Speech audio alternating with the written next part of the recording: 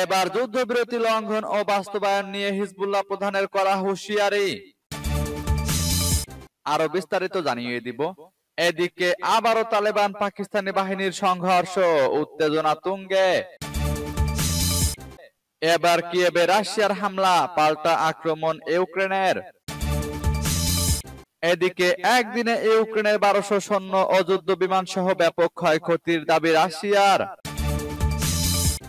আরো জানিয়ে দিব, এবার কুরস্ক অঞ্চলে মুখ্য যুদ্ধে 38,000 রুশ সেনা নিহত, দাবি ইউক্রেন সেনা প্রধানের।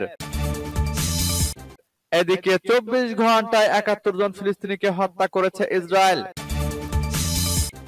এবার ইয়েমেনে সৌদি আরবের হামলা, আহত অন্তত 1 জন। এবং সর্বশেষে জানিয়ে দিব, এদিকে ইরানের পরমাণু স্থাপনায় হামলার পরিকল্পনা বাইডেনের। শুনছিলেন সংবাদ শিরোনাম, এখন বিস্তারিত। তবে তার আগে অনুরোধ থাকবে, এই ভিডিওতে একটি লাইক দিন এবং কমেন্টস করে জানিয়ে দিন আপনি কোন জেলা থেকে বা কোথায় থেকে আমাদের সাথে যুক্ত রয়েছেন, এবং সংবাদের সর্বশেষ গুরুত্বপূর্ণ আপডেট পেতে চ্যানেলটি সাবস্ক্রাইব করে আমাদের সঙ্গেই থাকুন। এবার যুদ্ধবিরতি লঙ্ঘন ও বাস্তবায়ন নিয়ে হিজবুল্লাহ প্রধানের করা হুঁশিয়ারি।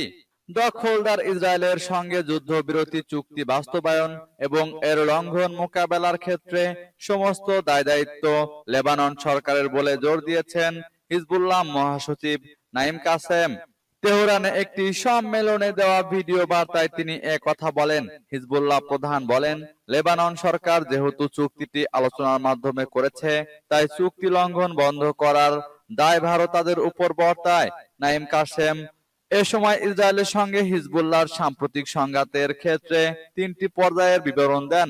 প্রথম পর্যায়ে অবরুদ্ধ গাজায় নিরীহ ফিলিস্তিনিদের প্রতি সমর্থন দেওয়া, দ্বিতীয় পর্যায়ে ইসরায়েলের ব্যাপক বোমাবর্ষণ, তৃতীয় পর্যায়ে 27 নভেম্বর থেকে যুদ্ধবিরতির পরবর্তী সময়।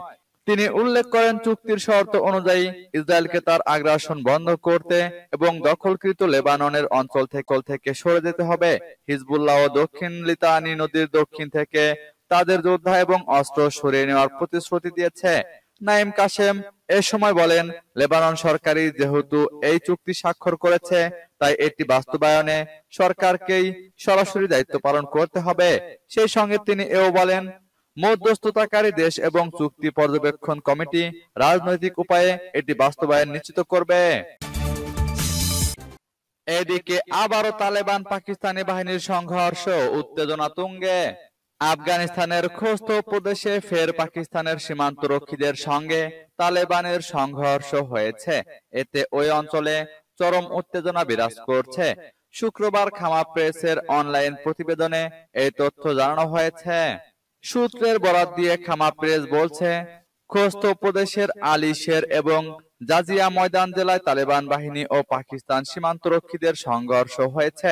এসব অঞ্চল বিতর্কিত ডুরান্ট লাইনে অবস্থিত। তবে সর্বশেষ এই সংঘাত নিয়ে উভয় দেশের কোনো কর্মকর্তাই মুখ খুলেনি। এছাড়া এতে কি পরিমাণ ক্ষয়ক্ষতি বা হতাহতের ঘটনা ঘটেছে সেই সম্পর্কেও বিস্তারিত কিছু জানা যায়নি। দেশ দুটির বাহিনীর মধ্যে ক্রমাগত সংঘাতের ফলে সীমান্তে চরম উত্তেজনা বিরাজ করছে। বিশ্লেষকরা বলছেন, দেশ দুটির মধ্যে সম্পর্ক তলানির দিকে যাচ্ছে। গত 24 ডিসেম্বর আফগানিস্তানের পাকতিকা প্রদেশে অতর্কিত বিমান হামলা চালায় পাকিস্তানি বাহিনী। এতে আফগানিস্তানে অন্তত 46 জন নিহত হয়েছে। নিহতদের মধ্যে নারী ও শিশুও ছিল। এবার কিয়েভে রাশিয়ার হামলা, পাল্টা আক্রমণ ইউক্রেনের। ইউক্রেনের রাজধানী কিয়েভে ব্যাপক ড্রোন হামলা চালিয়েছে রাশিয়া। এতে অন্তত 2টি শহর ক্ষয়ক্ষতির শিকার হয়েছে বলে দাবি করেছে রুশ প্রতিরক্ষা মন্ত্রণালয়। খবর আল জাজিরার। ইউক্রেনীয় টার্গেটে চালানো সব হামলায় সফল হয়েছে বলে দাবি করেছে রাশিয়া। বলা হচ্ছে, হাই প্রিসিশন কমব্যাট ড্রোন ব্যবহার করে হামলা হয়েছে।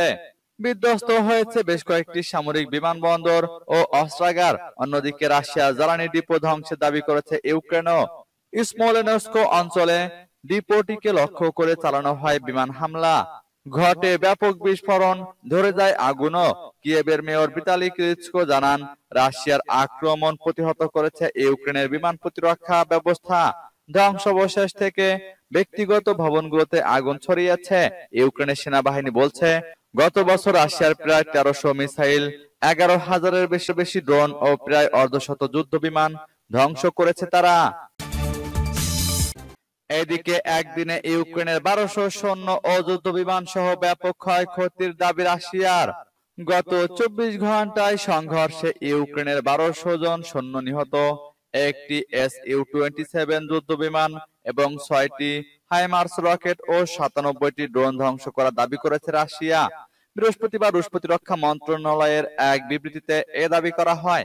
বিবৃতিতে বলা হয়েছে, রুশ বিমান প্রতিরক্ষা ব্যবস্থাগুলো ইউক্রেনীয় বিমান বাহিনীর একটি Su-27 যুদ্ধ বিমান, 6টি মার্কিন নির্মিত হাইমার্স রকেট এবং 97টি নির্দিষ্ট উইং ড্রোন ধ্বংস করেছে। ব্যাটল গ্রুপ ওয়েস্ট দোনেৎস্ক এবং খার্কিভ অঞ্চলে 2টি ইউক্রেনীয় মেকানাইজড ব্রিগেড এবং 3টি টেরিটোরিয়াল ডিফেন্স ব্রিগেডকে আঘাত করেছে। এতে ইউক্রেনের 460 জন সৈন্য নিহত, 3টি সাঁজোয়া যান, 4টি পিকআপ, একাধিক আর্টিলারি ক্ষয়ক্ষতি হয়েছে। ব্যাটল গ্রুপ ইস্ট দোনেৎস্ক অঞ্চলে সুবিধাজনক অবস্থানে পৌঁছে ইউক্রেনীয় সেনাদের পরাজিত করেছে। এতে 160 জন ইউক্রেনীয় সৈন্য নিহত এবং একটি HMM-WV সাঁজোয়া যান, 2টি আর্টিলারি ধ্বংস হয়েছে।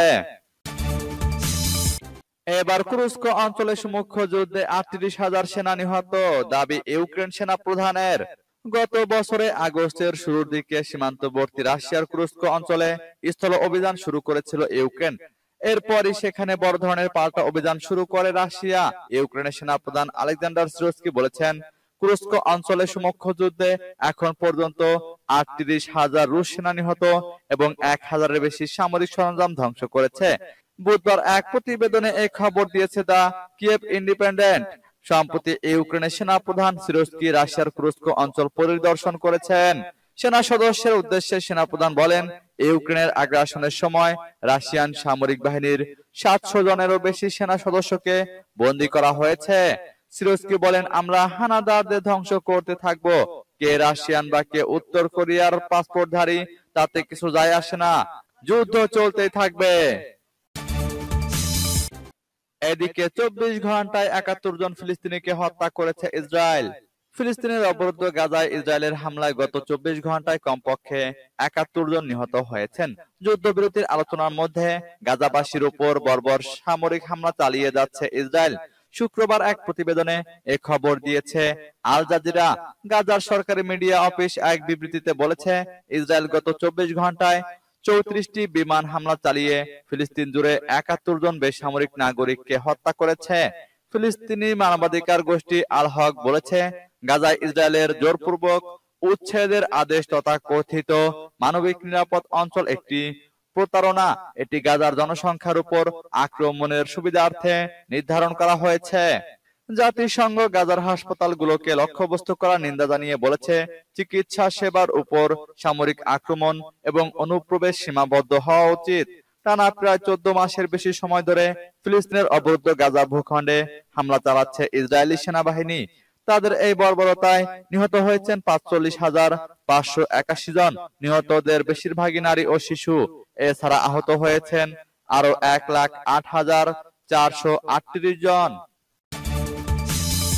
এবার ইয়েমেনে সৌদি আরবের হামলা, আহত অন্তত 1 জন। ইয়েমেনের একটি সীমান্ত অঞ্চলকে লক্ষ্য করে হামলা চালিয়েছে সৌদি আরব। এতে অন্তত 1 জন ইয়েমেনি নাগরিক আহত হয়েছেন। বৃহস্পতিবার সন্ধ্যায় সৌদি আরব ইয়েমেনের একটি সীমান্ত অঞ্চলকে লক্ষ্য করে হামলা চালিয়েছে। খবর মেহের নিউজের। প্রাথমিক রিপোর্ট অনুযায়ী অন্তত 1 জন ইয়েমেনি নাগরিক আহত হয়েছেন। এর আগে মঙ্গলবার আরব সূত্র জানিয়েছে, ইয়েমেনের সৌদি সেনাবাহিনীর হামলায় 1 জন ইয়েমেনি নাগরিক নিহত এবং 1 জন আফ্রিকান শরণার্থী আহত হয়েছেন।